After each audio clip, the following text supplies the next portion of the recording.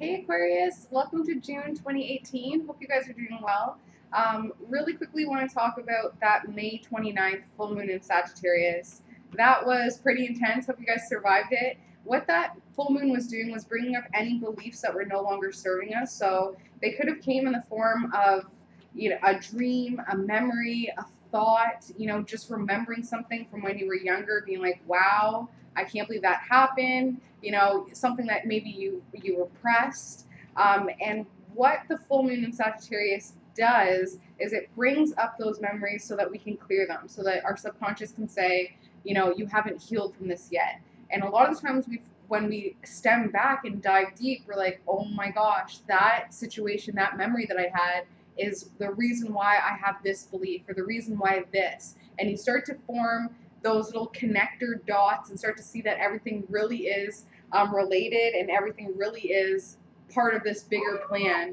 And that's what the full moon in Sagittarius did. So don't fight it. If you can remember what happened around the 29th, you can work from it from there. Maybe write it out, do whatever you need to do, or even talk it out, do whatever you need to do to heal from that so that it doesn't come back up, because obviously it's just going to be wreaking havoc in your subconscious. That being said, June 13th is the Gemini new moon. So June 13th, you can really start to bring in things related to Gemini energy, which is all about your immediate environment, your siblings, short distance travel, your communication, and your early education. I think I said siblings too, right?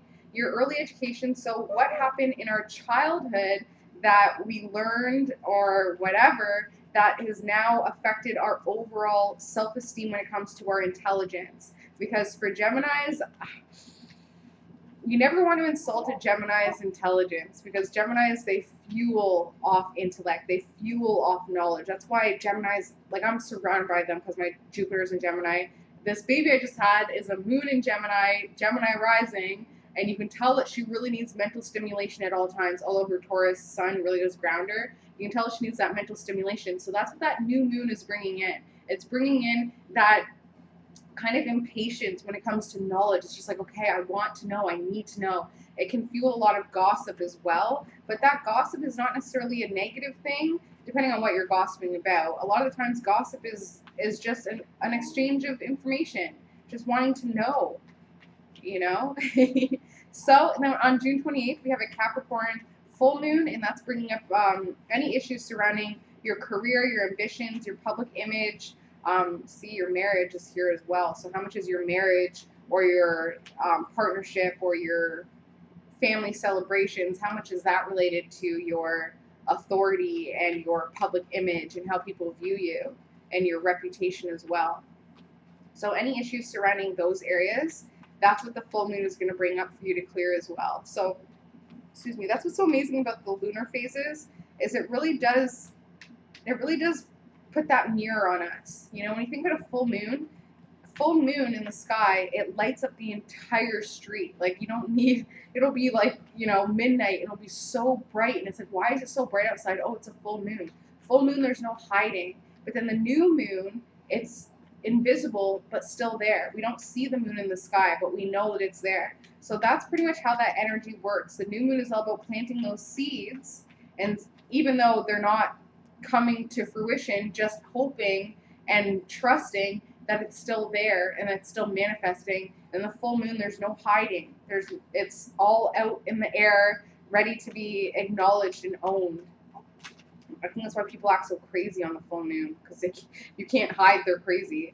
So we have the Ace of Pentacles and the marriage / commitment / communal living / common law / family gathering. So really starting to find your power when it comes to who you are within the home, who you are within the marriage, who you are within the family.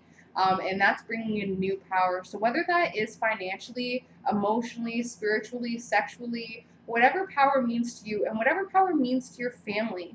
For instance, for a long time, because I'm a Capricorn rising, I thought that I had to make a lot of money in order to make my parents proud. I'm like, that's how I'm gonna find my place within this family. Just wait. When I'm this, they're gonna have to respect me. And it got to a point where I realized that actually it's not the financial aspect that gains respect from my family. It really is the emotional power. It really is just being able to say what's on my mind, speaking my voice, and also being confident and secure and happy overall. So really, whatever power means, whatever you believe power means to your family, you're gaining that this month. You're gaining that power within your family, and you're really solidifying your place within them as well, okay?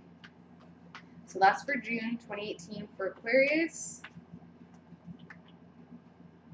Let's see, June 2018, there it is. Another card, a shift, Wheel of Fortune. You got good luck this month too. So things are definitely shifting in a positive way. If you guys have ever seen the show Lost, it got, like, within the later seasons, there's the wheel that they have to turn and it ends up hiding the island. That's kind of what the Wheel of Fortune card I think of. I think of this massive wheel that, you know, we turn within our psyches, we turn this massive wheel, and it actually creates this huge shift, this ripple effect that affects so many people. So for instance, in the show Lost, them turning that wheel, the island disappears and it screws over a bunch of people, and that's kind of what that Wheel of Fortune energy does. It's either going to improve your life, but it may feel like other people are being affected by it in a negative way, and that is also stemming back from you gaining that sense of power within the family. So yeah, it's creating a shift, and it's going to make some other people uncomfortable, and they're going to be like, what is going on? What are we doing? What do we do now? But it actually is going to be for the best in the long run for you and for the family when it really comes down to it, because your happiness is just going to ripple out into their happiness. Okay, Aquarius, June 2018. Let's see.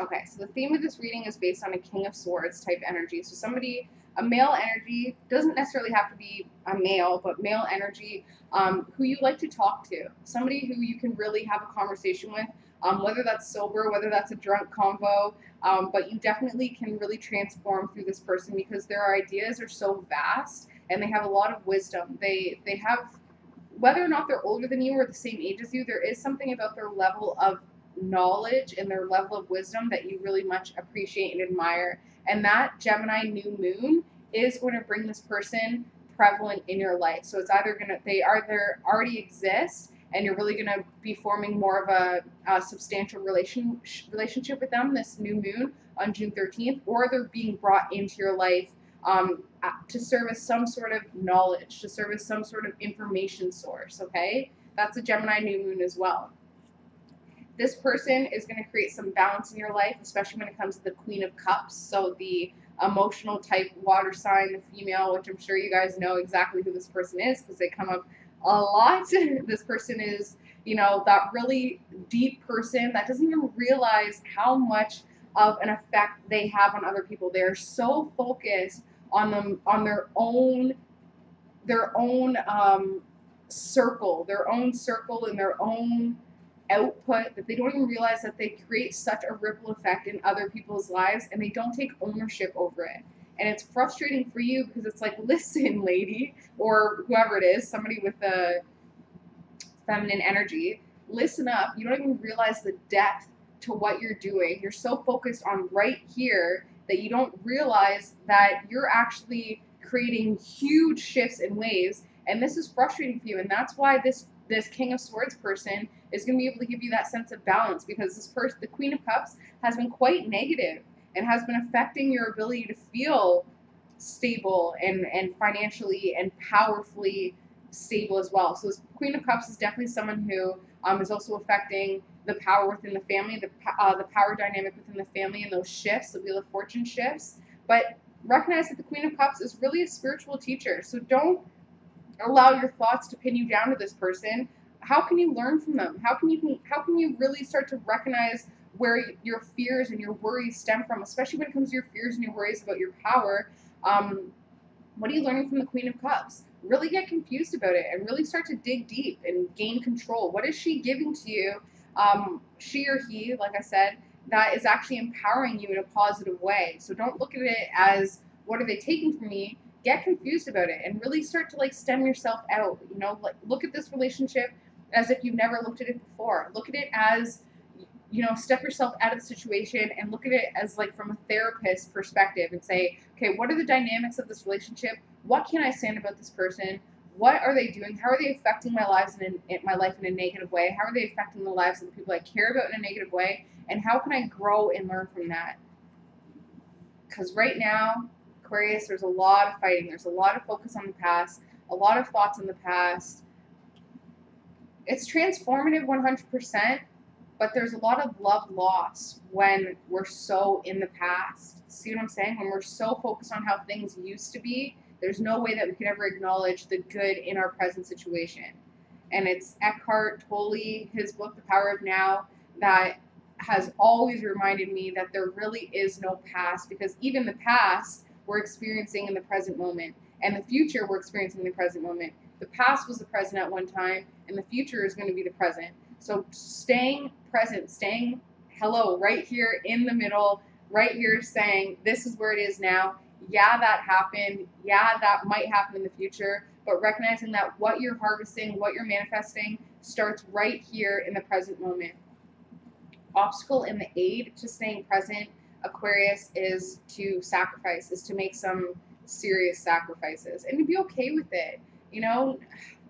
Sometimes it can feel like a martyr situation, but it actually would be very freeing. Like, all I can see is this person's hair out, and it's just it's like wearing a really tight ponytail or having like a really nice style for so long in your hair. Me as a black girl, like, I know all about those tight hairstyles, and when you can finally take your hair out and just be home and not worry about judgment or worry about looks or worry about society putting ideas on you and just letting go, it is the most freeing feeling ever. It's like taking off your bra after a long day, and just saying, ah. So making those sacrifices, letting go, because it's going to feel really, really good. It's going to be incredibly nourishing as well. Subconsciously, it seems like everybody's waiting for a message this month. Everybody's waiting for some sort of news, some sort of information to come in, and that's that Gemini energy that's happening right now. That Gemini new moon is kind of forcing people to feel like they need information, that they want information, that they're waiting for that text or that email or that voicemail or that phone call, something like that. So subconsciously, you are waiting for something that's going to kind of give you a little more sense of fun, because right now you're thinking that your feelings have 100% changed. Your feelings have totally changed because you have moved on. You have moved on from something emotionally, and even though you're still fighting, looking back at the past, thinking about what happened in the past, knowing that you have to make a sacrifice, but knowing that sacrifice is not necessarily going to be an easy thing to make, waiting for some sort of message to come in and kind of make that sacrifice for you, because your feelings have 100% changed, and that's all you're thinking about. You right now are getting to more of an emotional place, which is nice, which is definitely nice. This card was just in the Capricorn reading. So I don't know if you guys have any Capricorns in your lives, but you are affecting those Capricorns, or the Capricorn energy. So right now, yeah, people are really looking at you from an emotional standpoint. They're seeing you a lot more emotional than maybe they did before, because Aquarius can be really emotionally detached. They're seeing that you are getting more focused on your emotions, and that's something that they really admire. But it is scary for them. It definitely is scary because they're not used to it. Family and friends, they see how hard you've been working, and they're working hard as well. You're really building yourself up. You're really building yourself up. Family and friends sees that, and they want to be a part of it as well. Hope and fear is to move on with your thoughts. But it is scary because of the unknown. Taking that next step and not necessarily knowing where it leads. Hope and fear. You want to, but you're afraid to. Last card, Aquarius. So the first step is to recognize that new feelings have been formed. New feelings have started because of all of this fighting on the past, all of this fighting and focus on the past, and not wanting to make those sacrifices, and knowing that if you do make those sacrifices, it is going to bring up issues from the past, but it's also what is needed because you know that you have to move on from something. So that's the first step, is recognizing those new emotions, which will lead to you seeing a lot more opportunities. So that Gemini new moon will bring in some messages that are going to be opportunities for change and endings. Okay, opportunities for endings. whether or not you want to take it. It is going to lead to some heartbreak, okay? It's going to lead to breaking some heart, to some sorrow, to some insecurity. And it's frustrating because it's something that you unintentionally or intentionally manifested and created, okay?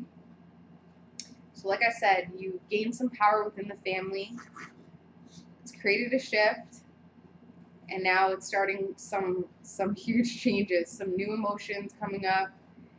It's creating an opportunity to let go and to move on and to have some endings. And that is going to be painful for some people, whether you even recognize it or not. You know, like sometimes we don't even realize how much our lives affect other people. And I think that's where that Queen of Cups energy is coming from. Starting to really see, like, you hate the fact that the Queen of Cups creates these ripple effects, but what decisions have you made that have rippled out? Because this new frame of mind, these new feelings that you're bringing up, Aquarius, it is creating a ripple. So just being cognizant of that and taking ownership of that, of your power. So let me know, Aquarius. Let me know how everything's turning out for you guys this June. As always, if you want a personalized reading, my email is below. I include full astrology and numerology personality analysis with every tarot reading. So drop me a line, and as always, please like, comment, or subscribe. I always forget to say that, and my husband screams at me from the other room, tell him to subscribe. So thank you so much for your support, and I don't even know if I introduced you guys. This is Phoenix. I don't think I introduced you guys. This is Phoenix. She just came on the 16th. So yeah, love you guys so much, and I will see you in July. Bye, Aquarius.